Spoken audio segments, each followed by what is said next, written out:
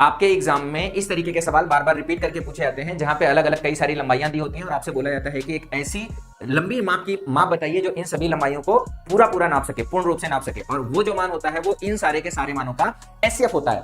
और जैसे यहाँ पर अगर मीटर और सेंटीमीटर, मीटर और सेंटीमीटर, मीटर और सेंटीमीटर में ये सवाल दिया हुआ है और जो भी हमारा उत्तर है वो सेंटीमीटर में पूछा जा रहा है, तो इस सवाल को सॉल्व करने के लिए सबसे पहला स्टेप आप क्या करोगे कि जो भी मीटर है इसको सेंटीमीटर में बदल लोगे, तुरंत आपको समझ में आ जाएगा कि सवाल में करना क्या है। आपको मालूम होना चाहिए कि 1 मीटर में होता है 100 सेंटीमीटर, तो 5 मीटर में 500 सेंटीमीटर, 25 सेंटीमीटर। और तो जो पहली माप हो जाएगी वो हो जाएगी 525 सेंटीमीटर। इसी तरीके से जो दूसरी माप हो जाएगी वो हो जाएगी 735 सेंटीमीटर और जो तीसरी माप हो जाएगी वो 490 सेंटीमीटर हो जाएगी।